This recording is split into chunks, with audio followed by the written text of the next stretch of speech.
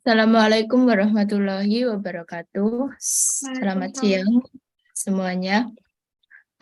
Hari ini kita akan mendengarkan presentasi dari teman kita yang akan membawakan tentang bab 1 yaitu pengantar pendidikan Pancasila.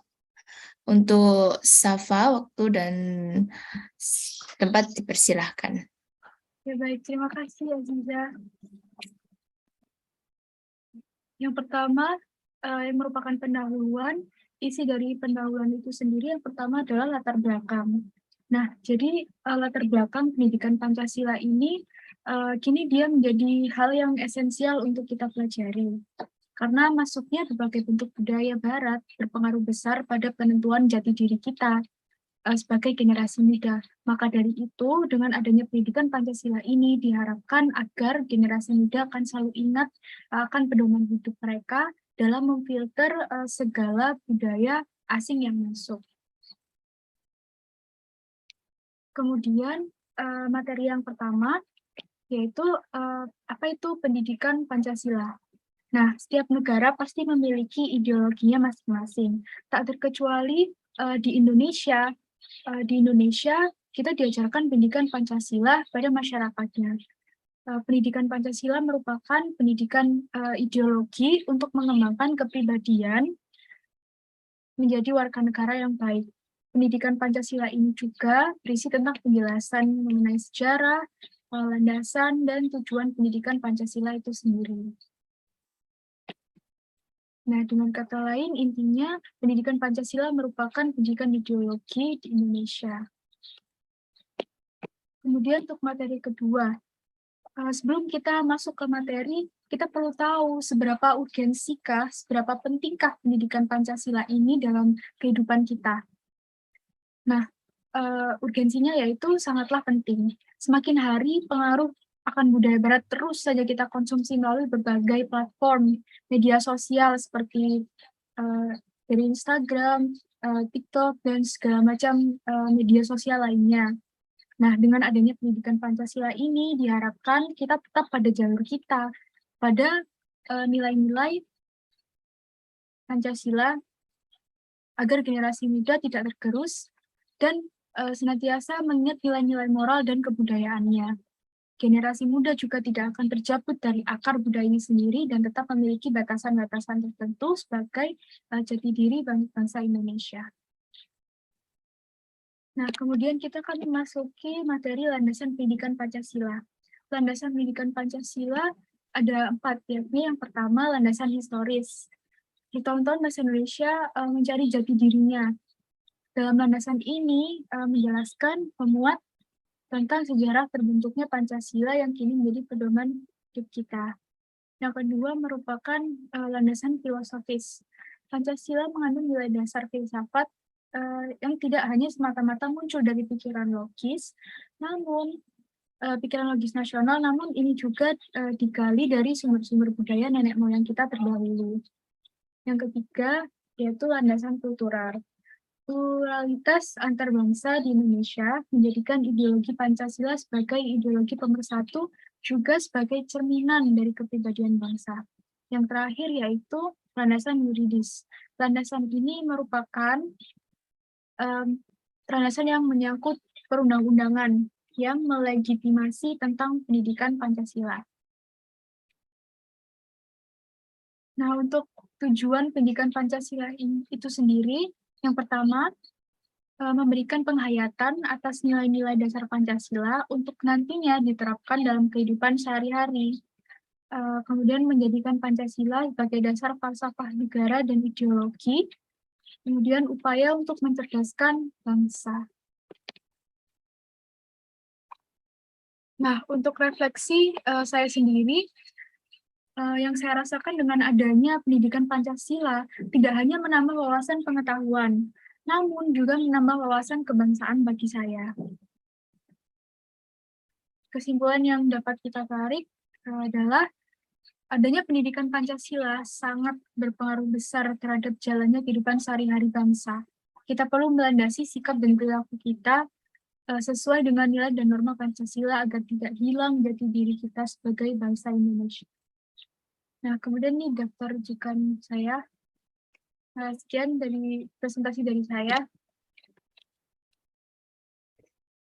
Baiklah, untuk selanjutnya, apakah ada pertanyaan dari teman-teman?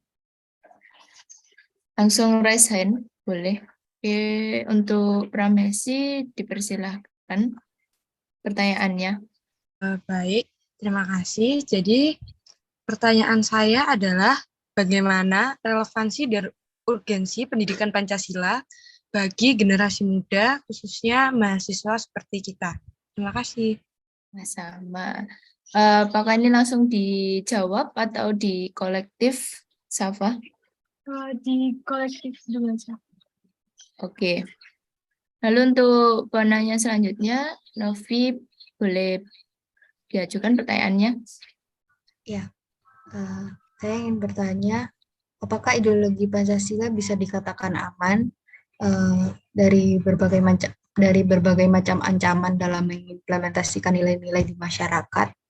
Jika tidak, mengapa? Sudah, terima kasih.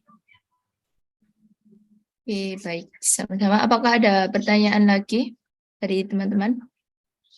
Kalau tidak ada, mungkin sembari menunggu lagi, boleh mungkin langsung dijawab sama Safa. Oke.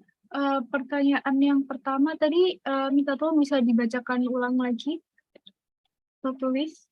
Pertanyaan yang pertama tadi dari Pramesi yaitu tentang bagaimana relevansi dan urgensi pendidikan Pancasila bagi generasi muda, khususnya mahasiswa. Untuk pendidikan Pancasila di perguruan tinggi itu sendiri urgensinya sangatlah penting ya, sangat urgensi karena kita supaya tidak tercabut dari akar budayanya sendiri, supaya mahasiswa itu memiliki pedoman dan kaidah penuntun dalam berpikir dan bertindak dalam kehidupan sehari-harinya, karena itu semua berlandaskan atas nilai-nilai Pancasila. Apakah cukup menjawab? Ya, sudah menjawab. Terima kasih. Jadi, untuk pertanyaan yang kedua, ideologi Pancasila apakah aman? Apa betul itu pertanyaannya? Iya, betul. Itu pertanyaannya.